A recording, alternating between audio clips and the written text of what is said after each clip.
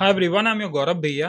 यार अभी तक हम लोगों ने पिछले लेक्चर में देखा था कि जावा क्या होती है, प्रोग्रामिंग लैंग्वेज क्या होती है, उसका सेटअप कैसे करते हैं, और उसके लिए हम लोगों ने देखा था कि इंटेलिजे आइडिया फिर VS कोड वगैरह में तो क्या चूज करें। साथ ही साथ आज हमें आइडिया है कि डेटा टाइप्स क्या होते हैं, मेथड क्या है ना, और उनको कैसे यूज करते हैं। क्लास एंड ऑब्जेक्ट का भी कॉन्सेप्ट आपको क्लियर है। बट आज के इस लेक्चर में हम लोग सीखने वाले हैं कुछ ये टॉपिक्स जो मैं आपको दिखाने वाला हूँ यहाँ पे वन बाय वन। ठीक है।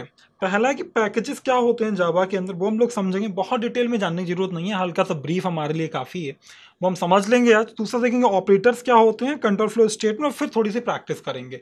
ये लेक्चर होने वाला बहुत इंपॉर्टेंट, मैं बहुत सारी बमबारी नहीं करना चाहता, तो इसमें बहुत सारे टॉपिक्स जो हैं आज हम एक हल्के लेवल पर देखेंगे, टाइम आने पर हम लोग इसको एडवांस भी देख लेंगे।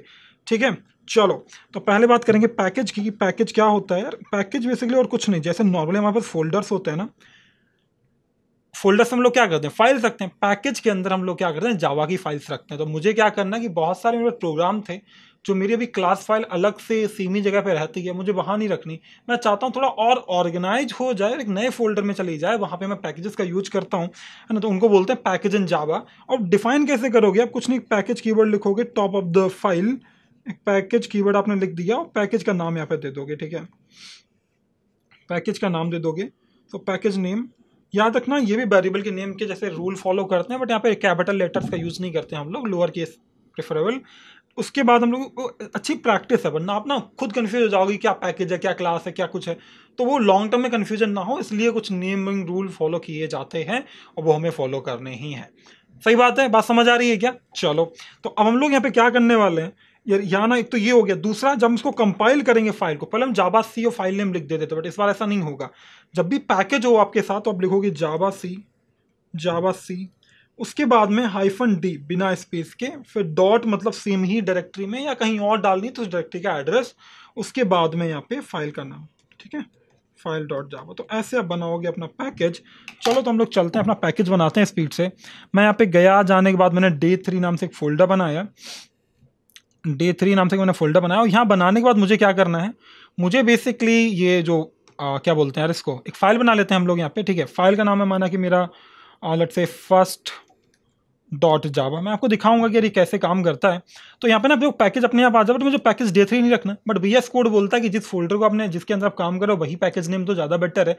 बट ठीक है यार, मुझे को इंटरेस्ट नहीं है, मैं कुछ और नाम दूंगा। ठीक है, मान लेता हूँ लेक्चर 3 दिया हुआ है, लेक्चर 3।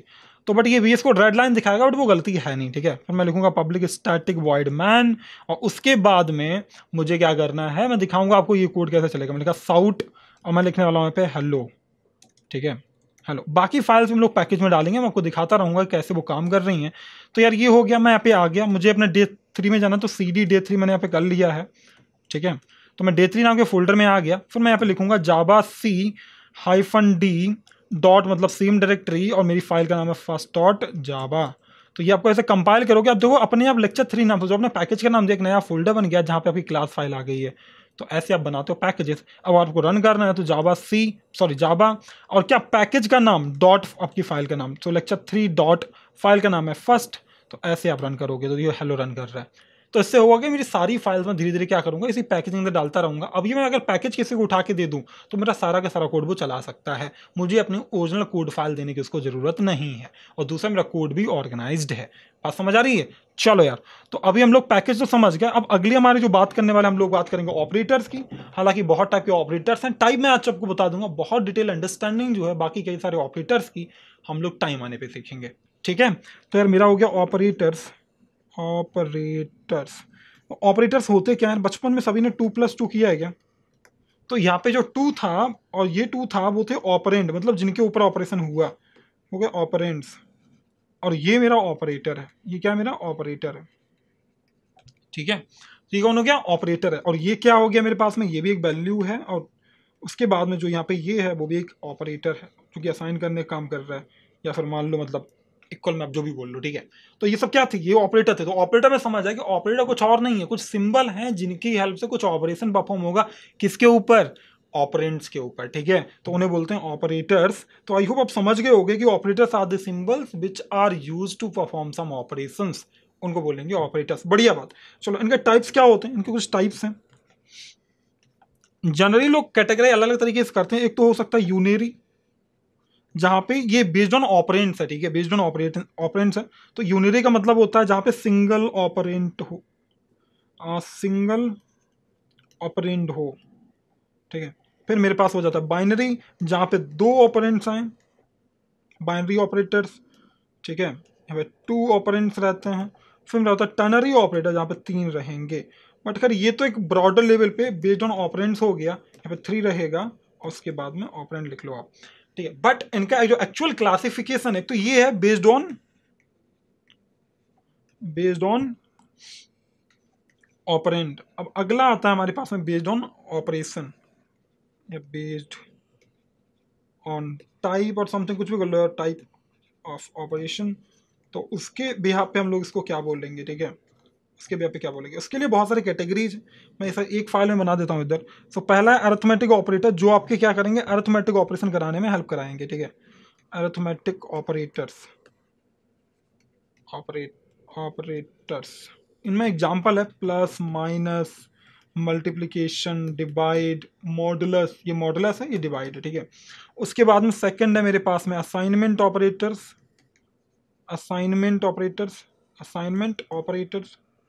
अब इनका क्या काम होगा हम बताएंगे आपको, ठीक है। एग्जाम्पल के तौर पे अभी इक्वल मान लो।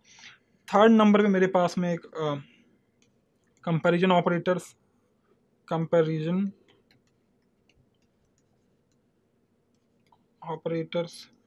फिर है मेरे पास में इंक्रीमेंट और डिक्रीमेंट ऑपरेटर्स,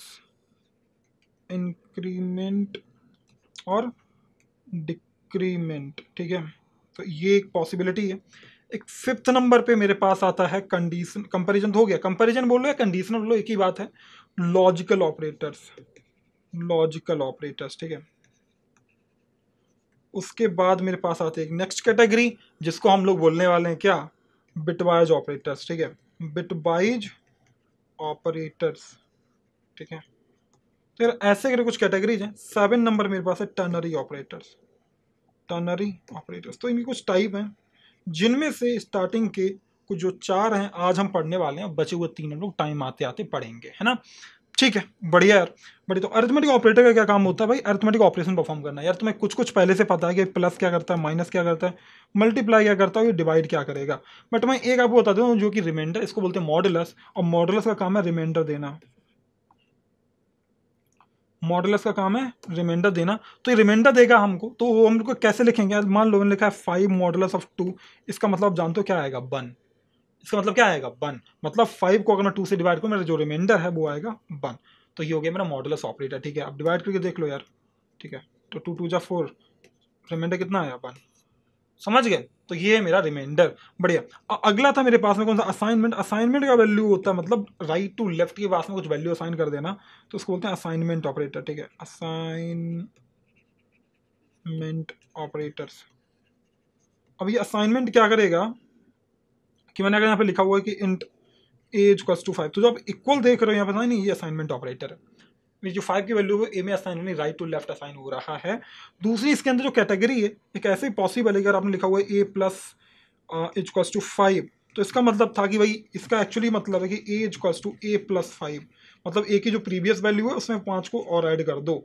बात समझ आ रही है। तो ऐसे आप कर सकते हो, ये सिंबल आप रिप्लेस कर सकते हो माइनस, डिवाइड और किसी के भी साथ में। मतलब अगर मेरे को डिवाइड के लिखना होता मैं ऐसे लिखता, बस समझ, जिसका मतलब होता कि A equals to A divide by 5। तो ये भी असाइनमेंट के अंदर ही आता है। बढ़िया। अब थर्ड नंबर का कैटेगरी है जिसको हम बोलते हैं कंडीशनल्स और कंपैरिजन, ठीक है। मतलब जो भी आप बोलो, कंपैरिजन। तो यार इनका क्या काम होता है, कंपेयर करते हैं। कंपेयर करने टाइम क्या कर सकते हो भाई, कोई बड़ा होगा या छोटा होगा या बराबर होगा, 3 सिनेरियो पॉसिबल है। या फिर हम लोग ऐसे हो सकते हैं, भाई मेरे को या तो 50 चाहिए, 50 से ज़्यादा चाहिए, है ना, या तो 150 रुपया लेगा, 150 से ज़्यादा लेगा, उससे कम नहीं लेगा। तो अब ये कंडीशन है कि या तो इतना या इसके ऊपर, तो वो पॉसिबिलिटी है, मतलब या तो ग्रेटर होगा या लेस देन होगा या इक्वल होगा, या फिर क्या हो सकता है, ग्रेटर और इक्वल हो सकता है, लेस देन और इक्वल हो सकता है। और ये हमेशा ट्रू या फॉल्स होते हैं। बात समझ आ रही है, मोहन करण से बड़ा है, या तो ये सच होगा या झूठ होगा, कुछ और नहीं होता। तो हमेशा ही बूलियन वैल्यू रिटर्न करते हैं। क्या रिटर्न करते हैं, बूलियन वैल्यू, ठीक है। फॉर एग्जाम्पल अगर मैंने यहाँ पे लिखा हुआ है साउट 5 इज ग्रेटर देन 4, तो ये बात सच है, तो यहाँ से क्या आएगा, ट्रू आएगा, रिटर्न क्या होगा, ट्रू, ठीक है। तो ये है मेरे पास में कंडीशनल ऑपरेटर। नेक्स्ट नंबर पे आता है फिफ्थ नंबर पे, जिसके लोग बात, सॉरी फोर्थ नंबर पे, इंक्रीमेंट ऑपरेटर, क्या आता है, इंक्रीमेंट ऑपरेटर, इंक्रीमेंट ऑपरेटर, ठीक है। इंक्रीमेंट ऑपरेटर, अब इंक्रीमेंट ऑपरेटर क्या करता है यार, इसका काम होता है इंक्रीज करना, इसे प्लस प्लस के रूप में लिखते हो। तो मतलब अगर आपने ऐसा कुछ लिखा हुआ कि भाई इंट ए इक्वल्स टू 6, ठीक है। अब अगर आप यहाँ पे ऐसा कुछ करना चाह रहे हो कि भाई int b equals to a plus plus, तो पता क्या होगा, जो मेरी बी की वैल्यू है वो 6 की बजाय 6 के बाद एक और ऐड कर दोगे 7 हो जाएगी, मतलब एक से इंक्रीज कर देना है इसको, ठीक है। वैसे डिक्रीमेंट इसका अपोजिट करता है, डिक्रीमेंट इसका अपोजिट करता है। अगर आपने डिक्रीमेंट किया होता, आपने डिक्रीमेंट किया होता तो पता क्या करता वो, कि अगर आपने लिखा हुआ कि इंट सी इक्वल्स टू 9, और अगर आपने यहाँ पे लिखा हुआ है कि इंट डी, अरे इंट का तो इंड बन गया भाई, ठीक है हटाओ उसको, बढ़िया, इंट डी इक्वल्स टू, मैंने लिख दिया सी माइनस माइनस, ठीक है। तो अब यहाँ से क्या होगा ना, यहाँ पे 9 था बेसिकली, यहाँ पे 9 था, तो अब यहाँ सी माइनस माइनस मतलब पता क्या होगा, यहाँ पे जो डी की वैल्यू है वो 1 से कम होकर आ जाएगी, यानी कि 8 आ जाएगी, समझ गया। तो ये है मेरे पास में इंक्रीमेंट और डिक्रीमेंट, बट इनके अंदर दो टाइप है, तो प्री इंक्रीमेंट और post increment, pre and post. अब आप इंक्रीमेंट और डिक्रीमेंट लगा लो यार, पहले अगर आपने प्लस प्लस ए लिखा तो ये प्री है, ए प्लस प्लस लिखा तो ये पोस्ट है, आपने माइनस माइनस ए लिखा तो ये प्री डिक्रीमेंट है, आपने ए माइनस माइनस लिखा तो पोस्ट है। डिफरेंस क्या दोनों में, डिफरेंस यहाँ पे आता है समझ में, ठीक है। यहाँ पे समझ, अगर आपने लिखा साउट, मान लेता हूँ थोड़ी देर के लिए आपने लिखा था इंट एज इक्वल्स टू 5, अगर आपने लिखा है साउट और आपने यहाँ पे लिख दिया ए प्लस प्लस, तो पता है इसका मतलब क्या है, इसका मतलब जानते हो क्या है, इसका मतलब है कि पहले ए की वैल्यू यूटिलाइज करो, पोस्ट में पहले यूटिलाइजेशन बाद में इंक्रीमेंट, तो ये इस ऐसे सीक्वेंस में डायरेक्ट एग्जीक्यूट होगा। जैसे ए आया, ए की वैल्यू एग्जीक्यूट हो गई 5, बट उसके बाद वैल्यू इंक्रीज हुई है, बट फिर तो प्रिंट नहीं हो सकती थी ना, क्योंकि वो तो ऑलरेडी प्रिंट हो चुकी थी। फिर क्या होगा, अगर न्यू लाइन पे अब लिखोगे, साउट करोगे ए, तो आपको मिलेगा 6। तो ये क्या हुआ, पोस्ट था, मतलब पहले यूज हुआ बाद में इंक्रीमेंट हुआ है। और वैसे ही यहाँ पे डिक्रीमेंट वाला केस भी सिनेरियो सेम है, बट प्री में क्या होगा कि मान लो मैं थोड़ी लिखा हुआ है कि int b is equals to 7, और मैंने यहाँ पे लिखा हुआ है साउट, ठीक है, माइनस माइनस बी, पता है यहाँ पे क्या होगा, पहले क्या होगा, सीक्वेंस में एग्जीक्यूट होगा, पहले छोटी होगी वैल्यू, उसके बाद में यूटिलाइजेशन होगा, मतलब इसकी जो वैल्यू होगी वो 7 से 6 बन चुकी होगी, तो आपकी जो प्रिंट होने वाली वैल्यू होगी यहाँ से क्या है, 6 है, वो क्या है, 6 है। तो इसको बोलते हो आप इंक्रीमेंट या डिक्रीमेंट ऑपरेटर। उम्मीद करता हूँ ये बात तुम्हें समझ आएगी यार, इंक्रीमेंट डिक्रीमेंट क्या होता है, धीरे धीरे टाइम के साथ सब समझ आता रहता है यार, ठीक है। बस प्रैक्टिस करो, चीज़ें हो जानी है, बहुत टफ नहीं है, चीज़ें आसानी से हो जानी है। चलो अब मैं मूव करता हूँ यार अगले कॉन्सेप्ट पे, जो हमारा कॉन्सेप्ट था। अब जो बाकी कुछ ऑपरेटर्स बचे हुए हैं यहाँ पे, ठीक है, बाकी कुछ ऑपरेटर यहाँ पे बचे हुए हैं, लॉजिकल बचा, बिटबाज बचा, टर्नरी बचा, टाइम आने पे इनको कराया जाएगा, ठीक है, बट आज इनकी नीड नहीं है, इनको हम लोग प्रॉब्ली अगले लेक्चर में कवर कर रहे होंगे। अब अगला है मेरे पास में यहाँ पे जो मेरा स्टेटमेंट थे, कंट्रोल फ्लो स्टेटमेंट,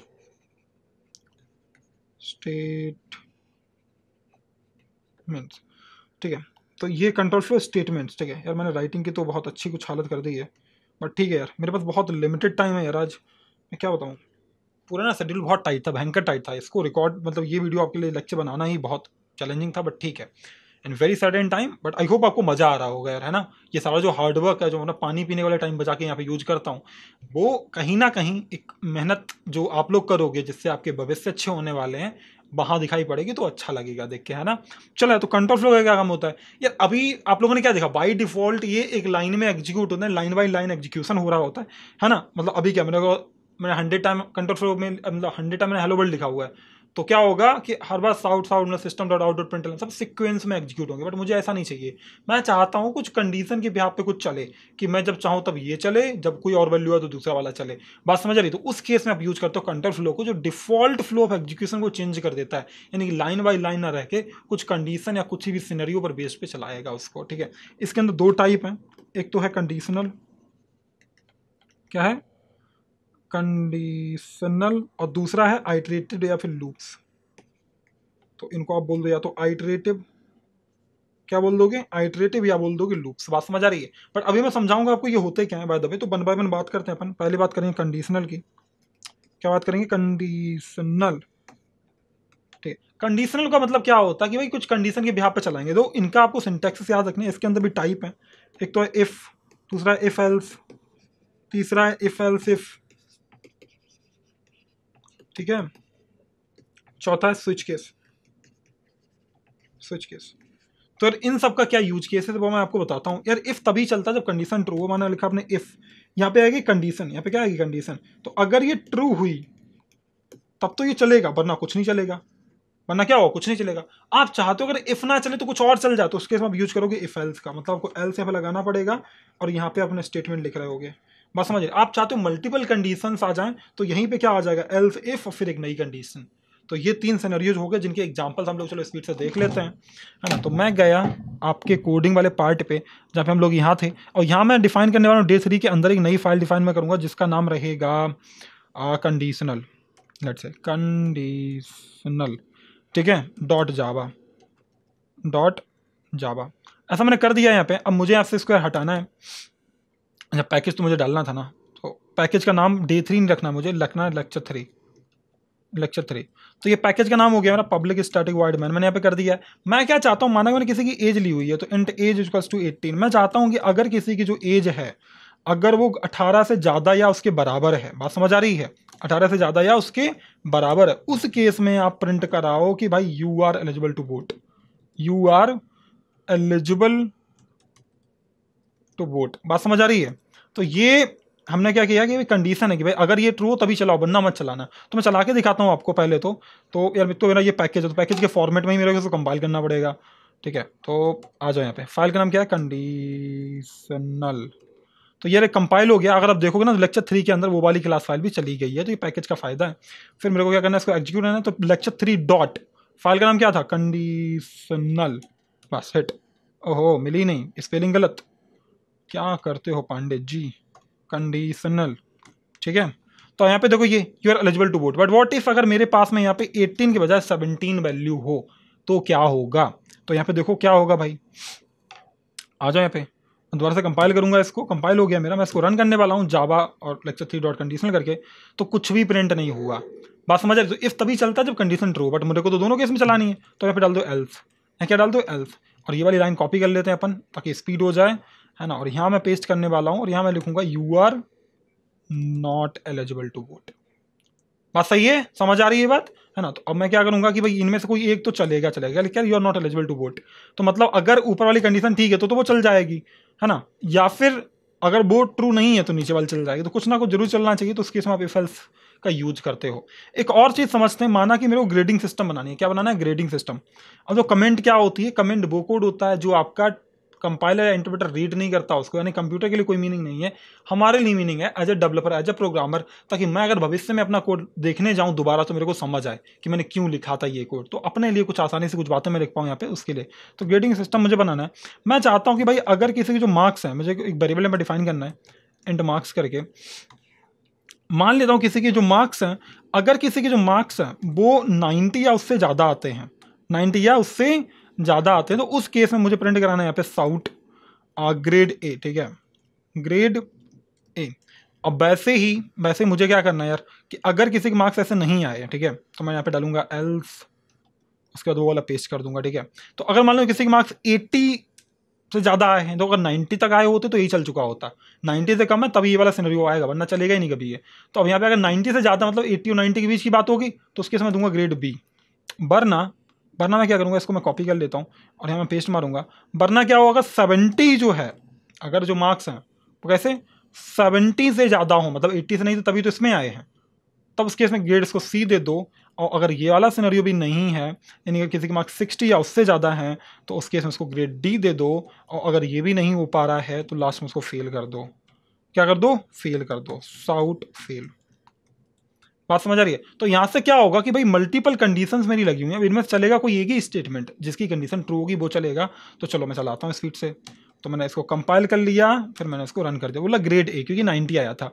मान लो किसी का 70 आया तो क्या आना चाहिए, अब बताओ क्या आना चाहिए, ग्रेड सी आना चाहिए, है ना, ठीक है। मान लो किसी का लेट्स से 55 आया हुआ है तो फेल हो जाना है उसको, तो फिर, है ना। चलो मान लो 65 किसी का आया हुआ है, कितना है 65, तो उस केस में कौन सी ग्रेड आएगी, ठीक है, कंपाइल करो तो डी आ रही है। और इससे भी कम होता तो उस केस में आ जाता भाई फेल वाला नंबर, देख रहे हो, तो फेल हो गया। तो यहाँ पे क्या कंडीशन के बिहाफ पे आप चीज़ें चला पा रहे हो, और इस केस में आप यूज करते हो इफ एल्स इफ लेडर इसको बोलते हैं, क्योंकि बहुत सारी लेडर के फॉर्मेट में आपने चीज़ें बनाई, सीढ़ियाँ बना दी हैं, बात समझ आ रही है? थोड़ा सा ध्यान समझोगे तो प्लीज़ समझ जाओगे आप लोग ये, हम तो ये चीज़ें बहुत लेंदी भी ना हो और बहुत जल्दी आपके वो कॉन्सेप्ट रेडी हो जाए कि मैं आपको डीएसए पढ़ा पाऊँ। ठीक है, चलो। तो अब ये मेरी बात होगी। अब अगली बात मैं करूँगा स्विच केस की। स्विच केस कहाँ काम करता है? चॉइस बेस्ड है ये। कैसा है? Choice based. चॉइस बेस्ड का मतलब क्या होता है? जैसे आप कभी गए होगे, आपने एक मशीन देखी होगी जहाँ पे क्या होता है, इधर कुछ मेन्यू होता है, आप मेन्यू चूज करो, उस यहाँ पे आपकी चीज़ें परचेज होके नीचे आ जाती हैं, आप कलेक्ट कर लेते हो, है ना? बढ़िया। कुछ लोग क्योस बोलते हैं इसको, कुछ लोग पता नहीं क्या क्या बोलते हैं, बहुत तो नाम है इसके, तो वो रख लो यार। बेसिकली पेंट्री में देखने को मिलती है मशीन। या फिर कहीं भी आप ऐसा मान लो कि मेरे को चॉइस बेस्ड काम करना है कि भाई ये मेरी चॉइस है, इसके बिहार पे मुझे कुछ दो। मैं एग्जाम्पल के तौर पर, स्विच केस का एग्जाम्पल क्या होता है? तो स्विच केस में आप स्विच डालोगे, आप यहाँ पे चॉइस होगी आपकी, जो भी चॉइस की वैल्यू हो, और उसके बाद में यहाँ पे केसेस होंगे। ठीक है, केस ऐसे, फिर लास्ट में डिफ़ॉल्ट होगा। डिफ़ॉल्ट कब? अगर कोई केस मैच नहीं करे तो ये चल जाए, तब ये डिफ़ॉल्ट चलेगा। चलो यार, तो एक बार ट्राई करते हैं, अपन इसको बनाने की कोशिश करते हैं। तो मैं हम लोग यहाँ पे गए और यहाँ जाने के बाद में मैं लिखने वाला हूँ, यहाँ पे मैंने एंटर किया, मैं लिखने वाला हूँ switch case example. Case example मैंने यहाँ पे लिखा हुआ है। और उसके बाद मुझे यहाँ पे क्या करना है? मैंने यहाँ पे लिखा हुआ स्विच केस। ठीक है, मैंने क्या लिखा है यहाँ पे? Switch case. तो अब स्विच में क्या, मैंने एक चॉइस डालनी है। चॉइस मुझे डिफाइन करनी पड़ेगी। मैं मान लेता हूँ थोड़ी देर के लिए जो चॉइस है वो स्ट्रिंग टाइप की है, और चॉइस में मैं मान लेता हूँ थोड़ी के लिए फलों के नाम आ रहे हैं। ठीक है, तो माना कि मैंने यहाँ पे डाला हुआ है मैंगो। क्या डाला हुआ है? मैंगो। तो मैं क्या चाहता हूँ कि अगर कोई यहाँ पे मैंगो वाली चॉइस पेस्ट करे, मैंने चॉइस डाल दिया कि अगर मेरी मैंगो वैल्यू आएगी यहाँ पे, क्या इधर यहाँ वैल्यू आप डिफाइन करोगे, तो यहाँ माना मैंने पहले क्या, एप्पल। ठीक है, इस ब्रेक को मैंने हटा दिया। तो एप्पल अगर किसी ने चूज किया हो तो मैं क्या दिखाना चाहूँगा? मैं उसे एप्पल के प्राइसेस दिखाऊंगा। ठीक है, मैं लिखूंगा एप्पल, और इसका जो प्राइस है वो लेट से 50 रुपये है। ठीक है, रेड 50 है। तो वो केस मेरा एप्पल वाला हो गया। उसके बाद मुझे अगला सिनेरियो बनाना है, एक और सिनेरियो बनाना है। तो माना 3 सिनेरियो मैंने बना लिए, जिसमें एक में मेरा एप्पल रखा हुआ है। देखो, अब विंडोज में अल्टरनेटिव दबाना, मैक में ऑप्शन बटन दबाना, इससे मल्टीपल कर्सर मिल जाते हैं बीएस कोड के अंदर। तो मैंने एप्पल लिखा हुआ है, इसलिए मैंने लिख दिया है ऑरेंज। क्या लिख लिया? ऑरेंज। थर्ड मेरे को कैटेगरी चाहिए, जो कि मेरी थी ये वाली कैटेगरी, जिसका नाम है मैंगो। ठीक है, मैं चाहता हूँ अगर इनमें से कोई भी इंसान चूज करे ना, इनमें से कुछ भी चूज करे ना, तो उसे कुछ वैल्यू मिले। ठीक है, उनके प्राइसेस से पता चल जाए। और अगर इनमें से कुछ भी ना हो तो मैं उससे बोलूँगा इनवैलिड इनपुट। क्या बोलूँगा? Invalid input. तो साउट इनवैलिड इनपुट। अब यहाँ पे एक चैलेंज है, पता है क्या? जैसे ही स्विच के जो केस के अंदर चॉइस मैच करती है, उसके बाद ही कंडीशन चेक ही नहीं करता, मतलब उसका चॉइसेस चेक ही नहीं करता, तो वो सारे अपने आप चल जाएंगे। जैसे मैं आपको दिखाता हूँ एग्जांपल के तौर पे। तो मैंने यहाँ पे इसको पहले कंपाइल करता हूँ, मैं रन करके दिखाऊंगा। तो अब देख लो क्या आ रहा है? मैंगो आ रहा है, एक तो मैंगो वाला, एक आ रहा है इनवैलिड इनपुट। मतलब ये भी अपने आप चल जा रहा है, ये भी चल जा रहा है। तो आपको क्या रखना, अगर आप यहाँ पे एप्पल डाल दिए होते ना, तो क्या होता ना, एप्पल तो चलता ही चलता, बाद बाकी सारे अपने आप चल जाते हैं, क्योंकि एक बार मैच हो गया तो ये क्या करेगा? दोबारा चेक नहीं करेगा। देखो, ये देखो सारे आ गए। तो उसके लिए आप क्या करोगे? हर एक केस के बाद में आपको ब्रेक लगाना होता है। क्या लगाना होता है? ब्रेक। ठीक है, तो इसको मैं कॉपी कर लेता हूँ और इसको मैं उठा के पेस्ट मारूंगा हर जगह। बढ़िया। ठीक है, अब मैं इसको फॉर्मेट कर देता हूँ यार, स्पीड से, जावा के हिसाब से फॉर्मेट डॉक्यूमेंट। तो बढ़िया, ये मेरा सही हो गया, सॉर्टेड हो गया। तो आपको क्या करना है? हर एक केस के बाद में ब्रेक मारना है। इससे क्या होगा कि भाई जो आपने पूछा है वही आएगा, बाकी कुछ नहीं चलेगा। तो क्या बोल रहा है? एप्पल 50 रुपये। तो आपने चॉइस में सिस्टम बना दिया, ठीक है, मैं सिस्टम को वैल्यू दूंगा, उसके बिहाफ में मेरे को कुछ ऑपरेशन करके दिखाओ। वो मेरे पास हो गया स्विच केस का एग्जांपल। उम्मीद करता हूँ ये तुम्हें समझ आया यार। अगला जो हमारा टॉपिक था वो था लूप्स, आइटरेटिव स्टेटमेंट। वो क्या थे? लूप्स या फिर आइटरेटिव स्टेटमेंट्स। लूप्स। यार लूप्स का क्या मतलब होता है? जो अब मैं आपसे एक बात पूछूं, आपको ना हेलो वर्ल्ड 100 टाइम प्रिंट कराना है, आप जनरली क्या करोगे? आप बोलोगे मैं 100 time system dot out dot println लिखूंगा। बट वो तो सॉल्यूशन नहीं हुई ना। ऐसे मेरे को 1000 टाइम करना होता, 10 लाख बार करना होता, क्या मैं इतनी बार लिख रहा होता? नहीं। फिर क्या सॉल्यूशन है? जब भी कोई मुझे सिमिलर कोड बार बार चलाना होता है, हम लोग लूप्स का यूज करते हैं, या इनिशियल इनको बोलते हैं आइटरेटिव स्टेटमेंट, जो बार बार चलता रहे। इनके अंदर बहुत सारे टाइप्स हैं। पहला है फॉर लूप, दूसरा है वाइल लूप, तीसरा है डू वाइल लूप। ठीक है, do while loop. For loop का सिंटेक्स क्या, मैं लिख देता हूँ यहाँ पे। लोग फॉर लूप का जो सिंटेक्स है वो ऐसे आप लिखते हो, यहाँ पे इनिशियलाइजेशन करते हो, इनिशियलाइजेशन, यहाँ क्या लिखोगे? कंडीशन। ठीक है, सेमीकोलन लगाने के बाद में, और फिर करोगे इंक्रीमेंट या डिक्रीमेंट, इंक्रीमेंट या डिक्रीमेंट। ठीक है, वो यहाँ पे लिख लेना यार। तो उसके बाद ये तुम्हारी लूप बॉडी हो गई। एग्जाम्पल के तौर पर बता देता हूँ, अगर मैंने ऐसे लिखा हुआ for int I is equals to, ये इनिशियलाइजेशन हो गया, मैंने लिखा 1। ठीक है, फिर मैंने लिखा कि I is less than let's say और इक्वल्स टू 5 और आई प्लस प्लस। पता क्या होगा यहाँ से? पता क्या होगा यहाँ से? अब यार तो समझो बहुत ध्यान से, यहाँ पे क्या सीन चलेगा। पहले आप आओगे, मैंने लिखा साउट आई, मैं आई को स्पेंड करके आपको दिखाना चाहता हूँ। पता पहली बार क्या होगा, पहली बार आई की जो वैल्यू है वो 1 से इनिशियलाइज हो गई। आप चेक करोगे क्या मेरा जो 1 है वो 5 से छोटा या बराबर है, तो आप बोलोगे हाँ है, ठीक है। तो अगर है तो फिर क्या होगा, डायरेक्टली यहाँ के बाद यहाँ पे नहीं जाएगा, इधर आएगा प्रिंट करने। तो यहाँ प्रिंट जब होगा तो वैल्यू बता कितनी हो जाएगी, बताओ 1। क्यों, क्योंकि मेरी जो 1 थी वो 5 से छोटी थी या उसके बराबर थी, है ना, मतलब छोटी थी बाय द वे। तो यहाँ पे क्या होगा, कंडीशन मेरी ट्रू थी, अगर ट्रू होगी तो क्या होगा 1 प्रिंट हो जाएगा। नेक्स्ट टाइम जब रीच हो जाते हो लास्ट में, तो लूप क्या करती है, यहाँ वाले इस वाली थर्ड कंडीशन को चलाती है, जो कि मेरा इंक्रीमेंट है, और मेरी क्या होगी वैल्यू 1 से बढ़ जाएगी, अब वैल्यू होगी 2। तो क्या मेरी 2 जो है वो 5 से छोटी है, हाँ भाई है, तो क्या होगा यहाँ से 2 प्रिंट हो जाएगा। फिर वैल्यू इंक्रीमेंट होगी तो फिर हो जाएगी 3, क्या 3 मेरी 5 से छोटी, हाँ भाई है, तो 3 प्रिंट हो जाएगी। फिर क्या होगी वैल्यू हो जाएगी 4, क्या 4 से छोटी है, हाँ है, तो 4 प्रिंट हो जाएगी। वैसे यहाँ पे चेक होगा, नेक्स्ट टाइम में 5 हो चुकी होगी, 5 से छोटी यहाँ है, तो क्या होगा यहाँ से 5 प्रिंट हो जाएगा। और नेक्स्ट टाइम क्या होगा 6 हो जानी यहाँ से प्लस प्लस, तो चेक करोगे कंडीशन में आ गई क्या 6 से छोटी है 5 नहीं। जैसे कंडीशन फॉल्स हुई वैसे ये लूप रुक जाए। तो आपने क्या किया कि इनिशियलाइजेशन कंडीशन और इंक्रीमेंट डिक्रीमेंट के बिहाफ पे चीजें चलाई, वो हो गया फॉर लूप। ठीक है, अभी एग्जाम्पल टाइम के साथ बहुत सारे मिलेंगे नए नए लेक्चर्स में, बहुत कुछ समझ आएगा इसमें, तो बहुत टेंशन मत लेना प्लीज। अगला है वाइल लूप। अगला क्या है वाइल लूप, यहाँ पे आता है कंडीशन कि भाई अगर कंडीशन ट्रू तो चलेगा वरना नहीं चलेगा, सिंपल सी बात ये है। ठीक है, तो ये वाइल लूप, ठीक है, ये क्या है वाइल लूप। वैसे डू वाइल लूप क्या बोलता है, डू वाइल लूप बोलता है कि कम से कम मैं एक बार तो चलूंगा, कम से कम एक बार तो चलूंगा, चाहे कंडीशन ट्रू या फॉल्स हो। ठीक है, डू यहाँ पे आपकी लूप बॉडी रहेगी और उसके बाद में डालोगे वाइल, डालोगे कंडीशन। ये बोलता है कि भाई एक बार तो मेरे को चलना है, चाहे कंडीशन ट्रू हो या फॉल्स हो, उसके बाद मैं कंडीशन देख के चलूंगा। बात समझ आ रही, तो ये डू वाइल लूप है। हालांकि आज मैं चाहता हूँ आप हल्का सा याद रखो कि ये होते क्या है, हल्का फुल्का इनका सिंटेक्स बहुत अच्छे से डिटेल में हम लोग टाइम आने पे सीखेंगे, आज वो टाइम नहीं है। loops.java मैंने यहाँ पे किया हुआ है, और यहाँ पे लिखा पैकेज है लेक्चर 3।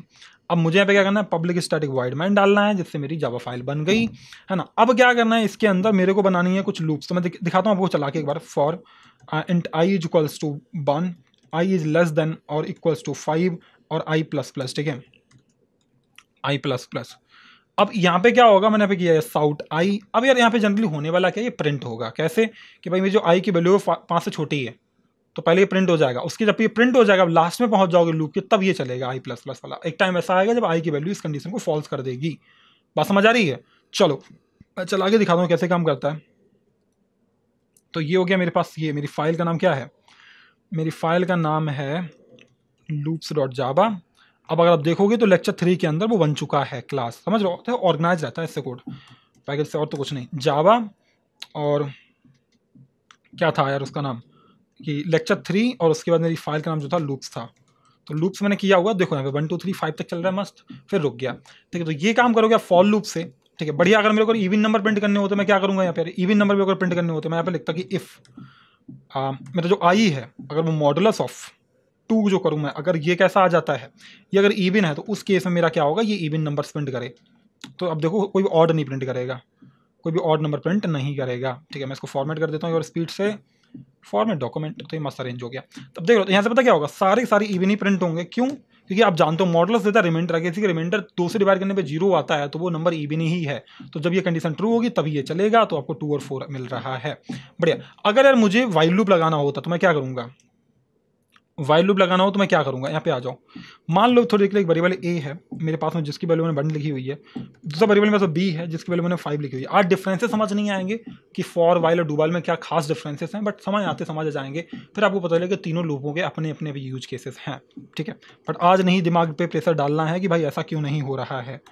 ठीक है, कुछ चीज़ें ना समय साथ मिलती हैं तो ज़्यादा बेहतर रहता है। मैं यहाँ पे लिखने वाला साउट, मैं एक ही वैल्यू प्रिंट कर रहा हूँ, जैसे वैल्यू प्रिंट हो जाए वैसे मैं इंक्रीमेंट करूँगा वैल्यू को। तो होगा क्या कि ये एक ही वैल्यू कब तक प्रिंट करा रहेगा, जब तक मेरी एक ही वैल्यू 20 से छोटी है। तो बेसिकली 1 से लेकर 5 तक छोटी या बराबर है ना, तो वो वाली वैल्यू प्रिंट हो जाएगी यहाँ से। तो अगर आप देखोगे मैंने इसको कंपाइल किया हुआ है, मैं इसको रन किया, तो देखो पहले तो 2 4 वो इवन वाली वैल्यू आ गई जो हमने वहाँ से लूप से की है, उसके बाद 1 से लेकर 5 तक वैल्यू आ रही है। तो ये मेरा वाइल लूप। वैसे मेरे पास अगला है डू वाइल लूप। तो पहले डू के अंदर आप आओगे, यहाँ कोड अपना लिखोगे।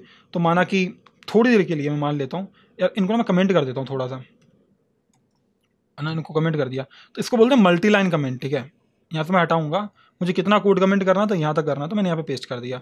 ये हो गया मल्टी लाइन कमेंट। तो ये सारा कमेंट हो गया, मतलब आपका सिस्टम रीड नहीं करेगा इसको। और यहाँ पे मैं आ गया, और इधर आने के बाद मुझे क्या करना है, मुझे 2 वेरिएबल्स फिर से चाहिए। ठीक है, मैं लिखूंगा इंट ए इक्वल्स टू मैंने इस बार लिया हुआ है 1, ठीक है। मैं लिखूंगा इंट बी इक्वल्स टू, मैंने लिया हुआ है 0। और अब देखना मैं इसके अंदर प्रिंट कराऊंगा किसको, साउट। मैंने प्रिंट कराया हुआ है ए को, और जैसे ये प्रिंट हो जाए मैं इसकी वैल्यू को बढ़ा दूंगा 1 से, और मैं यहाँ पे आके कंडीशन चेक करूंगा। मैं चेक करूंगा वाइल जो ए इज लेस देन और इक्वल्स टू बी है, तभी तक वो चलाते रहो।